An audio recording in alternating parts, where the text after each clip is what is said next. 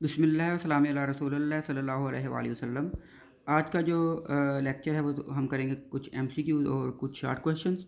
तो ज़रा देख लें अपनी बुक के ऊपर भी।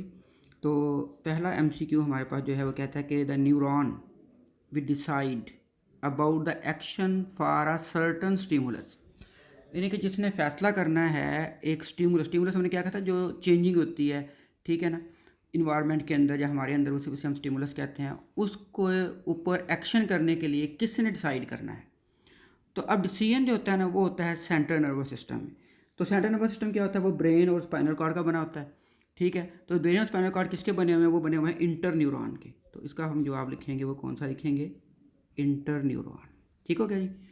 अच्छा जी, इसके बाद जो है वो हमारा दूसरा जो है एमसीक्यू देखा है, part of neuron which receive messages are. तो न्यूरॉन के हमने पार्ट पढ़े थे, उसके अंदर सेल बॉडी है, डेंड्राइट्स हैं, एक्सॉन है, ठीक है। अब क्या है कि इसके अंदर जो हम कहेंगे कि मैसेज को, स्टिमुलस को डिटेक्ट करेगा, रिसीव करेगा, वो सेल बॉडी के ऊपर जो उसके प्रोजेक्शंस होंगे उसे हम कहते हैं डेंड्राइट्स। तो वो डेंड्राइट जो है उसे हम कहेंगे कि ये जो है ना मैसेज को क्या करेगा, ये रिसीव करेगा। ठीक हो गया जी। इसके बाद जो है heart beat is controlled by. तो हार्ट बीट कंट्रोल बाय कौन होगा, वो होगा मेडुला ऑब्लंगेटा। अच्छा, इसके लिए हमने वो जब लेक्चर ले रहे थे हमने कहा था कि अगर हम सो भी रहे हों, स्लीपिंग में भी हों, तो फिर भी एक दिमाग का पार्ट जो है वो काम करता रहता है, वो है मेडुला ऑब्लंगेटा, क्योंकि इसने हार्ट बीट और ब्रीदिंग क्या है इसको कंट्रोल करना है। ठीक हो गया जी। इसके बाद फोर्थ हमारे पास है कि many oxen present side by side and enclose common चीज। मुख्तलिफ जो है न्यूरॉन वो इकट्ठे हो जाएं और इकट्ठे होकर वो क्या करें, उनके ऊपर एक लेयर आ जाए, फैटी लेयर, ठीक है। तो वो बना देते हैं क्या भला, नर्व। तो इसे हम कहेंगे ये नर्व आ गया। ठीक हो गया। Sensory neurons carry messages to word. अब सेंसरी न्यूरॉन जो है ना वो क्या करते हैं, वो मैसेज लेके जाते हैं सेंट्रल नर्वस सिस्टम के पास। सेंट्रल नर्वस सिस्टम मैसेज भेजता है फिर किसके पास, मोटर न्यूरॉन के पास, वो जाते हैं मसल और ग्लैंड के पास, या हम कहेंगे दूसरे के पास। तो अब यहाँ पे जो सेंट्रल नर्वस सिस्टम है किसका बना हुआ है, ब्रेन एंड स्पाइनल कॉर्ड का। तो sensory neuron carry message to word किसकी तरफ वाला, brain and spinal cord. If body movement are not precise and accurate, the part of brain which may be affected। तो अगर कोई चलते हुए लड़खड़ा जाता है, ठीक है ना, उसकी जो मूवमेंट है टांगों की या हाथों की वो सही तरह से नहीं है, प्रिसाइज और एक्यूरेट नहीं है, तो इसका मतलब है कि डिफेक्टिव पार्ट जो होगा ना वो होगा cerebellum. When you have a toothache, आपको दांत में दर्द हो, यू फील पेन, आपको जो दर्द हो रहा है वो क्यों हो रहा है, बिकॉज। तो इसकी जो है ना there is a cavity in your tooth, ये तो है, कैविटी तो है, tiny bits of food are left between your teeth. तो ये भी एक ऑप्शन हो सकता है। Bacteria digest the food left between your teeth and produce an acid, इससे प्रोड्यूस कर उससे कैविटी बढ़ती जाती है। कैविटी रीड द नर्व्स, क्योंकि आपको जो दर्द हो रहा है वो तो हो रहा है कि सेंसरी न्यूरॉन जो है ना वो पेन के रिसेप्टर जो है ना वहाँ से उन्होंने क्या किया है, पेन का मैसेज आपके दिमाग तक लेके जा रहे हैं। तो वो काम तो कौन करेगा, वो तो नर्व करेगी। तो इसलिए हम कहेंगे डी ऑप्शन दुरुस्त होगा, the cavity read the nerves and the nerves send a message to the brain.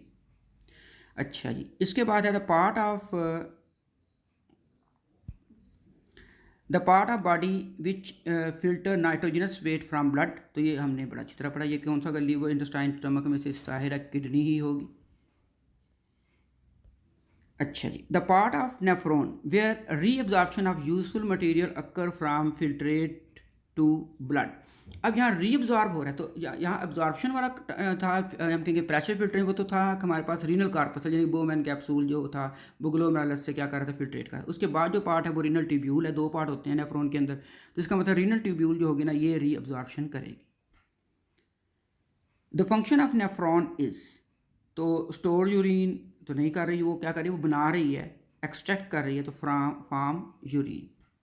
इसके बाद हम आ जाते हैं किसके ऊपर, बड़ा शॉर्ट क्वेश्चन के ऊपर। शॉर्ट क्वेश्चन में वो कहता है कि जी क्या कहता है, देख लेते हैं। Give short answers, give at least 3 example of voluntary action. तो वॉलंटरी एक्शन का जो आपने लिखना है इसके 3 एग्जाम्पल लिखनी है। तो ये आप लिखेंगे कहाँ से भला, पेज नंबर निकाल लें आप 7।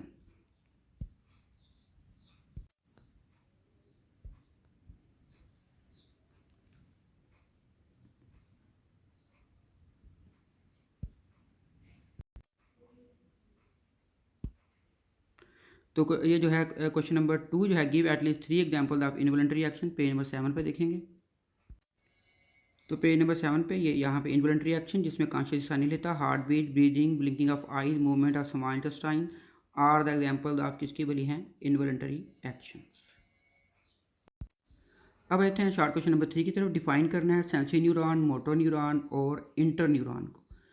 तो ये जो है ना, ये हमारे पास का आंसर होगा पेज नंबर किसके ऊपर, 3 के ऊपर। तो ये हमारे पास आ गया क्वेश्चन नंबर 3 का आंसर। तो क्वेश्चन नंबर 3 में ये है सेंसरी न्यूरॉन, तो ये हेडिंग हो जाएगी। आगे carry nerve impulses from sense organs जैसे कि ear, eye, skin, tongue, nose etcetera to central nervous system, यहाँ तक बस। उसके बाद हमारी हेडिंग आ जाएगी मोटर न्यूरॉन की, ठीक है। मोटर न्यूरॉन की हेडिंग देने के बाद मोटर न्यूरॉन दोबारा लिखना है, ठीक है ना। तो अब जो है हम कोई और सेलेक्ट कर लेते हैं।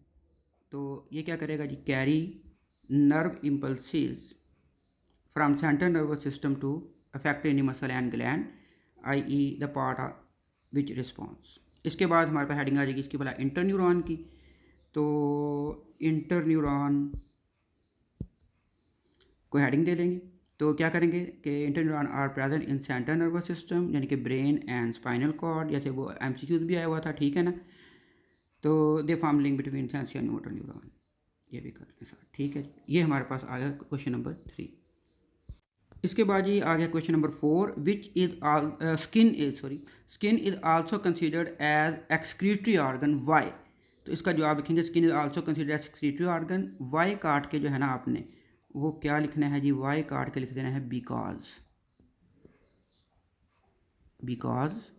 और उसके बाद चले जाना है पेज नंबर 8 के ऊपर। तो पेज नंबर 8 के ऊपर हमें यहाँ से शुरू करना है।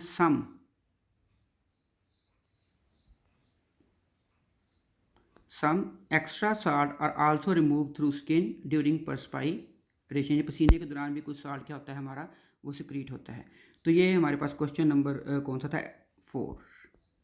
तो हम लिख देंगे S4, वो एक बिकॉज के बाद ये लिखना है। तो ये था आज का लेक्चर।